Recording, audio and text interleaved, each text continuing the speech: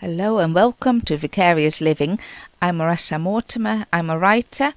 I'm also occasionally working out. I'm a homeschool mum of 4 adopted children, and I hope you enjoy living vicariously with me.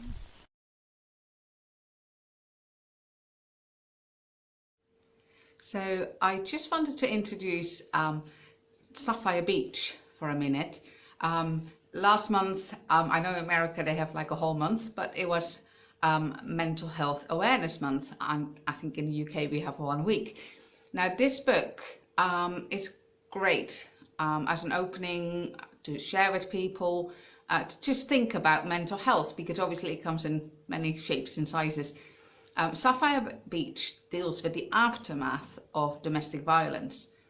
So the main character is Martha, and I must admit, she's not my favourite character. She really isn't.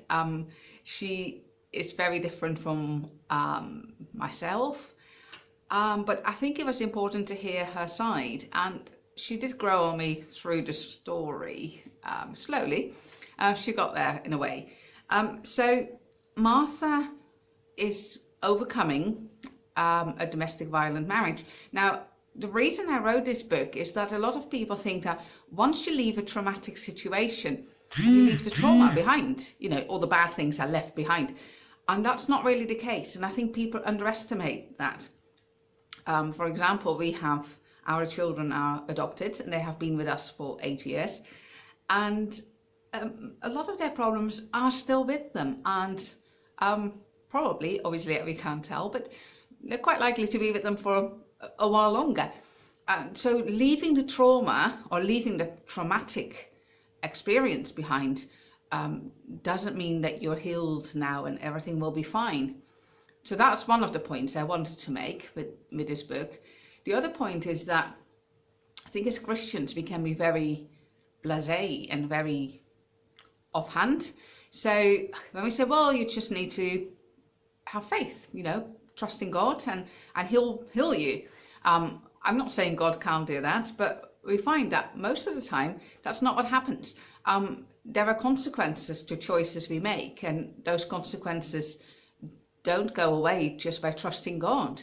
So it's something that we need to be aware of. Also, when we speak to victims of traumatic events, that we don't say, well, here's a little standard prayer and all will be fine, because it's not like that.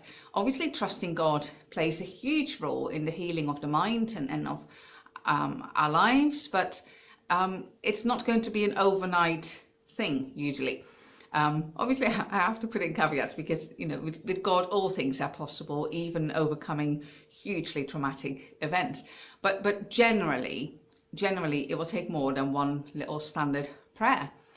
So that's what I wanted to bring out. And also a third one is trusting God doesn't mean to say you can lose all common sense, which Martha does at one stage, because she's determined to be courageous and to trust God.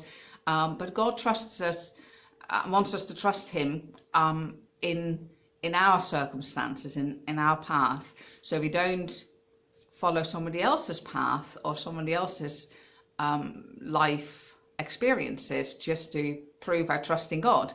It's like when it's snowing and a bad storm outside, we don't go out in just a t-shirt and say, well, I trust God to keep me warm. We have common sense, and God will protect us and will help us, but in his way and using the means that he's given us. So Martha has to learn that. So that's really the overall, the bigger themes in Sapphire Beach, where, trauma takes a long time to heal. It's not a matter of just saying a short little prayer and all will be well. And, courage and trusting God and having faith in God doesn't stop us from using common sense. So I just wanted to share that with you today.